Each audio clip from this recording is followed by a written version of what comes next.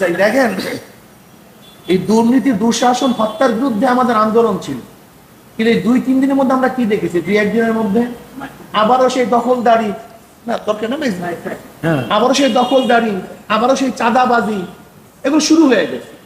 আমরা চাই না দেশে আর দখলদারির কোনো দেশ, আমরা চাই না চাঁদাবাজির কোনো দেশ, চাই না। আমরা চাই মানুষ শান্তিতে থাকবে, প্রত্যেকটা মানুষের অধিকার ফিরে পাবে, এইটা আমাদের মহা দাবি। সেটা বিএনপি হোক, যে পার্টি হোক না কেন, যারা বর্তমানে আবার সুযোগ পেয়ে হত্যাযজ্ঞ চালাইতেছে, ধ্বংস করতেছে, দখলদারি করতেছে, চাঁদাবাজি শুরু করছে, এদেশের জনগণকে বলবো তাদের কিন্তু প্রত্যাখ্যান করা। যারা আপনারা দেখবেন, এটা সাংবাদিকরা দেখবেন, এটা খতিয়ে দেখবেন, এটা আমরা বলছি তো, এরা কোনো দলের না, এটা চিহ্নিত মহল, এরা সবার পরিচিত দুষ্কৃতিকারী। সবাই একই দাবিতে আন্দোলন করেছে। এখন যেটা সংকট তৈরি হয়েছে, ঘোষণা চট্টগ্রাম বিদেশের ঘোষণা করা হয়েছে, কিন্তু এই 6 মাসের মধ্যে যে নির্বাচনটা বাংলাদেশের একটি বড় দল হচ্ছে বিএনপি, এবং আপনারাও আছেন সেই জায়গাটা। আসলে আপনাদের প্রতিপক্ষ কারা? আপনারা কিন্তু একই প্ল্যাটফর্মে এগিয়ে গেছেন। সেই জায়গা থেকে যে ছোট ছোট দলগুলো আছে বা শরীর দলগুলো আছে, তারা আসলে এই অল্প সময়ের মধ্যে নির্বাচনে যাওয়ার জন্য প্রস্তুত কিনা, বা সেটাও তাদের কি বৈষম্য করা হচ্ছে কিনা? কারণ ছোট যে দলগুলো তারাও কিন্তু আপাতত আন্দোলন করেছে। এত অল্প সময়ে এই ছোট দলগুলো তাদের রাজনৈতিক কর্মকাণ্ড গুছিয়ে আনতে পারবে কিনা একটি নির্বাচন সামাল দেওয়ার জন্য? এ বিষয়ে আমরা আগে থেকেই নির্বাচনের ব্যাপারে এবং রাজনৈতিক বিএনপি সহ সব দলগুলোই আসলে নির্বাচনের ব্যাপারে আগে থেকেই আমরা প্রস্তুতি গ্রহণ করে আসলে ছিলাম, এখনও আছি। 6 মাসের মধ্যেই আমরা আলহামদুলিল্লাহ আশা করি সুন্দরভাবে আমরা নির্বাচনে অংশগ্রহণ করতে পারবো। এই মন মানসিকতার আলোকেই তো আজকে আমরা 6 মাসের কথাই বলেছি। আমি তো অন্য ছোট রাজনৈতিক দলগুলোর সম্পর্কে যারা আপনাদের সাথে এই কর্মসূচিতে নানানভাবে করেছেন, শরীর দলগুলোর কথা বলে এই দলগুলোর প্রতি বৈষম্য হয়ে যাচ্ছে কিনা আপনাদের এই 6 মাসের দাবিটা? এটা তো এখন বলা যায় না। বিএনপি তো অলরেডি 3 মাসের কথা বলছে। আমরা তো 6 মাসে আমরা প্রস্তুতি আছে বিধায়ী তো আমরা বলছি, এবং অন্যান্য সমমনা ছোট দলগুলোর ব্যাপারটা তো এখন পর্যন্ত আমাদের জানা নাই। তবে আশা তো করি 6 মাসের বেশি কারো লাগার কথা না। আমার একটা প্রশ্ন আছে, আপনারা বলেছেন যে আপনারা 6 মাসের মধ্যে নির্বাচন চান, নির্বাচন কমিশন আপনারা চাইছেন, আপনারা এটাও বলেছেন। একবারে কম সময় 6 মাস, যখন একটা কমিশন আসবে, সব চেঞ্জ হবে, সবাই বদলাবে, প্রত্যেকটা উপজেলায় প্রত্যেকটা আসনে কি আসলে এই 6 মাসের মধ্যে নির্বাচন কার্যক্রম চালানো সম্ভব কিনা? আসলে আগে অভিযোগ দাঁড়িয়েছে 2 বছর 3 বছর সময় একটা কমিশন দিতে পারে। আপনি কি মনে করেন যে মাত্র 6 মাসে হবে? একটা দ্বিতীয় প্রশ্ন হচ্ছে, যখন সরকার গঠন করছেন সবাই জানি, আপনারা কি মনে করেন যার অধীনে নির্বাচন হবে বা তাকে সমর্থন দেন? আমরা নির্বাচন কমিশন সহ যে কথাগুলো এখানে বলছি, 6 মাসের ভিতরে এগুলো সব সম্ভব বিধায়ে আমরা এই কথাটাই বলছি। এটা 6 মাসের ভিতরে পারবে না এরকম কোনো যৌক্তিক আপনাদের কাছে যদি কোনো কথা থাকে, সেটা আমাদের কাছে বলতে পারে। আমরা পারবো বলবো বিধায় দেব, এবং পারা সম্ভব বিধায়, এর জন্যই আমরা 6 মাসের কথা বলেছি। আর ডাক্তার ইউনূস এখানে পরামর্শ ভিত্তিক, তার নাম যারা ছাত্র এই আন্দোলনে ছিল এবং এখন বর্তমানে যারা দায়িত্ব রয়েছে, পরামর্শ ভিত্তিক তারা ডাক্তার ইউনূস সাহেবকে যদি প্রধান অন্তর্বর্তীকালীন সরকারের প্রধান হিসাবে তারা দায়িত্ব দিয়ে থাকে, তার মাধ্যমে কি হয় বা না হয় সে তো রাজনৈতিক ব্যানারে কখনোই সে কাজ করে নাই। যেহেতু সে কাজ করে নাই বিধায় আসলে আমরা এখনই তার ব্যাপারে কোনো মন্তব্য পরিষ্কার করার মতো এখন পর্যন্ত আমরা পারছি না। এটা আমরা দেখব যে আসলে আমরা যে সরকার আসবে, এখন তো আমরা তাদের ব্যাপারে জানি না বিধায় এখন তো অসমর্থনের কথা এখানে আসার সুযোগ নেই। সেটা এখন বলা যাচ্ছে না, এটা আমরা অবস্থার পরিপ্রেক্ষিতে। আপনারা কি অন্যান্য যে দল বা ইসলামিক যে দলগুলো আছে তাদের সাথে একজোট হয়ে এবং জামাতের সাথে একজোট হয়ে ইসলাম কোনো সরকার গঠন করার চেষ্টা করছেন? আমরা ইসলামী সমমনা দলগুলোর ব্যাপারে আগেই আমরা বলেছিলাম যে আমরা চেষ্টা করব একাত্রিত হয়ে ইসলামের পক্ষে বাক্স দেওয়া নির্বাচনে। আর অবস্থার পরিপ্রেক্ষিতে এটা আমরা তখনই সিদ্ধান্ত এবং তখনই পরিষ্কার বলতে পারবো যে আসলে আমরা কোন পদ্ধতিতে নির্বাচনে অংশগ্রহণ করলে ইসলাম দেশ মানবতার কল্যাণ হয়, সেটা আমরা তখন লক্ষ্য করবো ইনশাআল্লাহ। একটা বিষয় হচ্ছে- আমার একটা প্রশ্ন, বিষয়টা হচ্ছে রাহুল আনন্দ বাংলাদেশের একজন সংস্কৃতি কর্মী। ফ্রান্সের প্রধানমন্ত্রী হিসেবে তার সমস্ত সাংস্কৃতিক ইনস্ট্রুমেন্ট গুলো দেখেছে এবং বলেছে বাংলাদেশে বহু পক্ষের মানুষ আছে, তারাও থাকবে।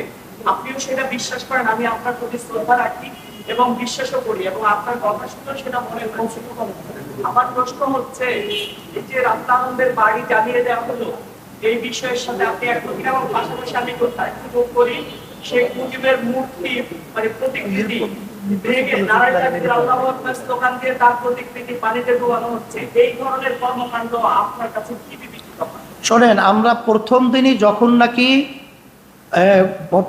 আওয়ামী সরকার যখন নাকি পতন হলো, তখনই কিন্তু দেশবাসীর উদ্দেশ্যে আমাদের একটা কথা সকলের প্রতি গিয়েছিল। আপনারা দেখছেন কিনা, নজর আসছে কিনা তা জানি না। তখনই কিন্তু সংখ্যালঘু সহ তাদের জানমালের ইজ্জত এবং তার মালের হেফাজতের সংরক্ষণের ব্যাপারে আমরা কিন্তু পরিষ্কার বলেছি। এবং আজকেও আপনারা দেখবেন, গতকালকে সহ সারা দেশে সংখ্যালঘু সহ বাংলাদেশে যারা বসবাস করছে তাদের জানমাল এবং তাদের ধর্মীয় উপাসনালয়, তাদের মন্দির সহ সেটা আমাদের লোকজন পাহারা দিচ্ছে। সেভাবে আমাদের পরিষ্কার, এটা ইসলাম ধর্ম কখনোই কোনো জাতির জান মাল ক্ষতির কখনোই তারা এটা প্রশ্রয় দেয় নাই। এটা আল্লাহ রাসূল সাল্লাল্লাহু আলাইহি ওয়াসাল্লাম থেকে ইতিহাস, এখন পর্যন্ত এটা আমরা কখনো দেই নাই। এবং আপনারা দেখবেন বাংলাদেশ স্বাধীনতার সময়ও এবং বিভিন্ন সময় যখন নাকি রায়ত সহ যে বিভিন্ন ঘটনা বাংলাদেশে ঘটেছিল, তখনও কিন্তু হিন্দুরা আমাদের চরমনাইতে তখন কিন্তু আমাদের বাপদাদা সহ তাদের ওখানে তারা আশ্রয় নিয়েছিল এবং ওখানে তারা খাওয়া দাওয়া সহ ওখানে তারা কিন্তু বসবাস করেছিল। এটা কিন্তু পরিষ্কার। এর মাধ্যমে আপনারা জানতে পারবেন যে ইসলামী আন্দোলন বাংলাদেশ কখনোই আমাদের মাধ্যমে, এবং আমরা কখনোই এদের কোনো জানমালের ক্ষতি হোক এ ব্যাপারে কাউকে কোনোদিন ছাড় দেই নাই এবং ছাড় দেব না। এবং এটা সম্পূর্ণ একটা ঘৃণিত এবং সম্পূর্ণ একটা ধর্মীয় চেতনার বাইরের কাজ যারা করে।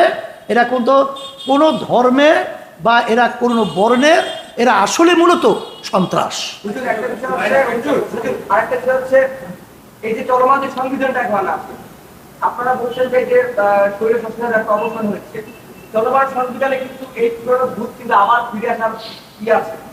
সেই জায়গা থেকে আপনারা সংবিধান পরিবর্তন নিয়ে আপনাদের আলোচনা হয়েছে কিনা? সংবিধান পরিবর্তনের সংবিধান পরিবর্তনের ব্যাপারে এটা তো এখন আমরা বলবো না, কারণ সংবিধান পরিবর্তনের একটা পদ্ধতি আছে, এটা এখন বললেই তো হয় না। এটা যখন নির্বাচন হবে, আমরা তো অচিরেই নির্বাচনের ব্যাপার অবশ্যই এটা তো সেটা আমরা যখন দেখবে যে সংবিধানের ভেতরে যেগুলো জনগণের কল্যাণ, দেশের কল্যাণ বয়ে আসে না এবং ধর্মীয় বিভিন্ন সেন্টিমিটার যখন আঘাত করবে, এ ব্যাপারে আমরা সেটা দেখবো সংবিধানের কোন কোন ধারা পরিবর্তন করতে হয়, সেটা তখন আমরা বলবো ইনশাআল্লাহ। অন্তর্গতে চান এই সরকারের রাজনৈতিক না অরাজনৈতিক থেকে উলামায়ে কেরামকে টানা থাকে, দুইটি বিষয় থাকে। হেফাজতে ইসলাম অরাজনৈতিক সংগঠন বাংলাদেশের ভিতরে শতকরা 92 জনের তো মুসলমান বসবাস করে। সেখানে বাংলাদেশ পরিচালনার দায়িত্ব যারা পালন করবে, আর সাধারণ যারা নাকি মুসলমান, তাদের দিক নির্দেশনা সহ তাদের পরিচালনার ক্ষেত্রে দায়িত্ব পালন সম্মানিত উলামায়ে কেরামদের উপরে ন্যস্ত থাকে। রাজনৈতিক থাকবে না অরাজনৈতিক, রাজনৈতিক অরাজনৈতিক এটা আমাদের প্রশ্ন না, কিন্তু গ্রহণযোগ্য ব্যক্তিত্ব সম্পৃক্ত থাকা, তাদের একটা পরামর্শ থাকা, এটা জরুরি। আপনি বলুন। অন্তর্বর্তীকালীন সরকার যে যেসব নাম আমরা প্রস্তাব করেছি, আপনারা বলছেন আপনাদের পক্ষ থেকে চুনাবের প্রতিনিধি সেখানে থাকতে হবে। সেই জায়গা থেকে আমরা আসলে আপনাদের কোনো আপনার দলীয় যেসব দল রয়েছে তাদের যে প্রতিনিধির নাম আমরা আসলে দেখতে পাই, সেই জায়গা থেকে আপনারা এই অন্তর্বর্তীকালীন যে সরকার তাদেরকে নিয়ে গঠন করা হবে, সেটাতে যদি না থাকে সেখানে আপনারা সমর্থন দেবেন কিনা, একটা প্রশ্ন। দ্বিতীয় প্রশ্ন হলো, যেহেতু চলমান যে শিক্ষার্থীরা এখনো সড়কে ট্রাফিক সিগন্যাল মেনটেন করতেছে, আপনাদের শিক্ষার্থীদের আমরা দেখেছি রাস্তায়, সেক্ষেত্রে আসলে শিক্ষার্থীরা কতদিন এই ট্রাফিক ব্যবস্থাপনা আপনার নিয়ন্ত্রণে থাকবে, তারা কতদিন সড়কে থাকবে, এই একটা বিষয়। তাদেরকে উঠায় নেওয়ার জন্য আইন শৃঙ্খলা যথাযথ না হলে তাদের মধ্যে সামলা তৈরি হচ্ছে, তারা কিন্তু এখন কেউ পালন করতেছে না, সেক্ষেত্রে আপনাদের কাছে কি দরকার? আমাদের কাছে বার্তা তো পরিষ্কার, দেখছেন আমরা তো এখন সরকার পরিচালনা বা দেশ পরিচালনা করছি না। আমরা নিয়ম অনুযায়ী দেশের অরাজকতা কোনো দিক থেকে যে না হয়, মানুষের কষ্ট না হয়, এই জন্য আমাদের দায়িত্ববোধ থেকে আমরা আমাদের ছাত্র, আমাদের ইসলামী আন্দোলন সহ সমস্ত সহযোগী সংগঠন এবং সর্ব শ্রেণীর, বিশেষ করে অনেক ছাত্ররা অন্যান্য সংগঠনের আছে, তারাও কিন্তু এখন রাস্তা সহ বিভিন্ন জায়গায় মানুষের শান্তি বজায় রাখার লক্ষ্যে তারা কাজ করছে। এখন আশা করি অল্প সময়ের ব্যবধানে এই অবস্থাটা কেটে উঠবে। এই জন্য পদক্ষেপ সেনাপ্রধান সহ, প্রেসিডেন্ট সহ এবং যারা নাকি রাজপথে আন্দোলন করেছিল সবাই আমরা সজাগ সোচ্চার এ ব্যাপারে আছি। এটা আমরা লক্ষ্য করছি।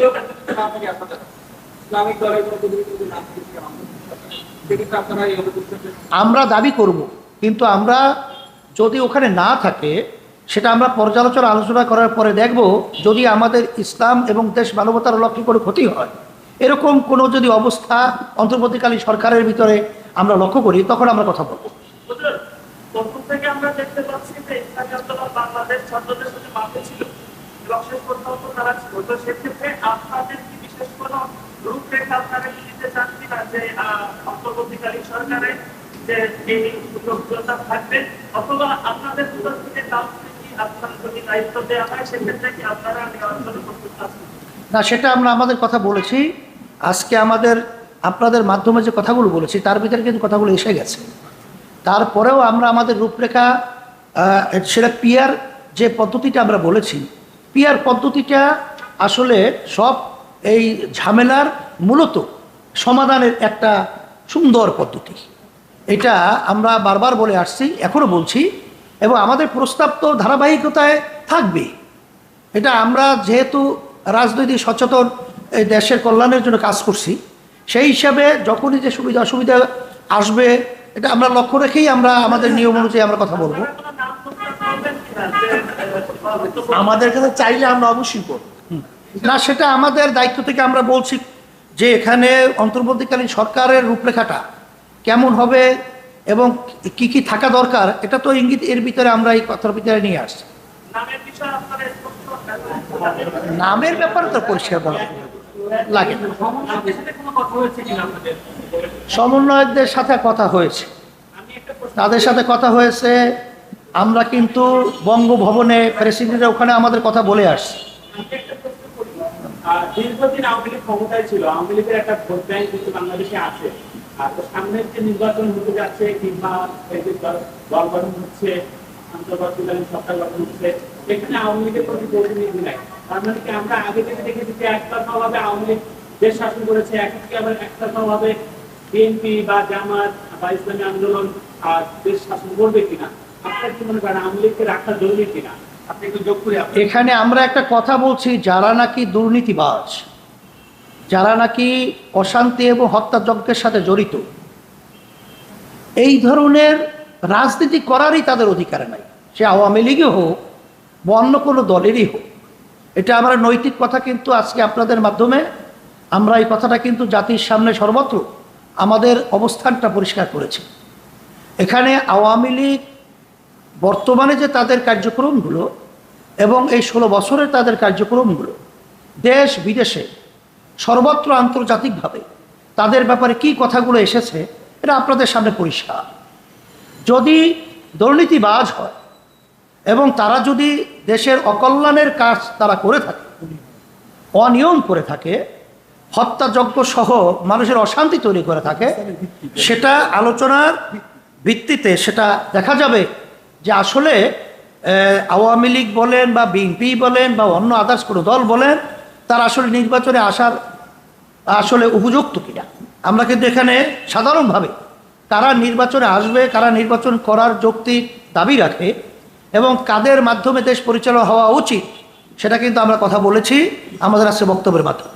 এখানে আমি একটা কথা বলতে চাই, দেখেন এই দুর্নীতি, দুঃশাসন, হত্যার বিরুদ্ধে আমাদের আন্দোলন ছিল, কিন্তু এই 2-3 দিনের মধ্যে আমরা কি দেখেছি? 2-1 দিনের মধ্যে আবারও সেই দখলদারি, না তোর কেন আবারও সেই দখলদারি, আবারও সেই চাঁদাবাজি, এগুলো শুরু হয়ে গেছে। আমরা চাই না দেশের দখলদারির কোনো দেশ, আমরা চাই না চাঁদাবাজির কোনো দেশ চাই না। আমরা চাই মানুষ শান্তিতে থাকবে, প্রত্যেকটা মানুষ অধিকার ফিরে পাবে, এইটা আমাদের মহা দাবি। সেটা বিএনপি হোক, যে পার্টি হোক না কেন, যারা বর্তমানে আবার সুযোগ পেয়ে হত্যাযজ্ঞ চালাইতেছে, ধ্বংস করতেছে, দখলদারি করতেছে, চাঁদাবাজি শুরু করছে, এদেশের জনগণকে বলবো তাদের কিন্তু প্রত্যাখ্যান করা হবে। এই প্রক্রিয়া যারা আপনারা দেখবেন, এটা সাংবাদিকরা দেখবেন, এটা খতিয়ে দেখবেন, এটা আমরা বলছি তো, এরা কোনো দলের না, এটা চিহ্নিত মহল, এরা এরা সবার কিন্তু পরিচিত মহল। দুষ্কৃতিকারী। চিহ্নিত মহল পরিষ্কার।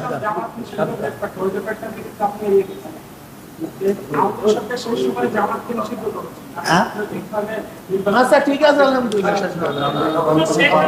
দেশ ছেড়ে পালিয়েছে এটা আমরা এখানে বলছি তো, তাদেরকে বিভিন্ন পর্যায়ে সব আইনের আওতায় নিয়ে এসে ব্যবস্থা করার জন্য এখানে আমরা এই কথাটা বলছি। স্যার, আমার একটা প্রশ্ন। ডক্টর মোহাম্মদ ইউনূস একজন অর্থনীতিবিদ হিসেবে আসলে পরিচিত, আমরা সেই হিসেবে চিনি এবং তার তিনি নোবেল প্রাইজ পেয়েছেন এবং এখন এই সময় অন্তর্বর্তীকালীন সরকারের প্রধান উপদেষ্টা হিসেবে নিযুক্ত করা হয়েছে। কিন্তু অর্থনীতিবিদ একজন, তার অর্থনৈতিক ভাবনা, ইসলামী আন্দোলন কিভাবে দেখে এবং সেই দায়িত্বের জায়গা থেকে যখন তিনি একটি রাষ্ট্রের অন্তর্বর্তীকালীন সময় প্রধান উপদেষ্টা হচ্ছে, সেই সময় তার ব্যক্তির ভাবনা, রাষ্ট্রের উপর ভাবনা, সেটিকে ইসলামী আন্দোলন। এটা আমরা পরিষ্কারভাবে বলেছি যে তার ব্যাপারে রাজনৈতিক মাঠে কার্যক্রম এখনো আমাদের কাছে স্বচ্ছ না। সে দায়িত্ব পালন করার পরেই যদি কোনো দেশের ক্ষতিকারক বা রাজনৈতিক যাই বলে, যদি সে অযোগ্য হয় বা সুবিধা অসুবিধা আমরা এটা লক্ষ্য করার পরেই আমরা তাদের ব্যাপারে কথা বলবো। সবাই ধন্যবাদ, আলহামদুলিল্লাহ। সবাই বাস, আলহামদুলিল্লাহ, সবাই ধন্যবাদ। এখন আর মনে হয় আর লাগে না।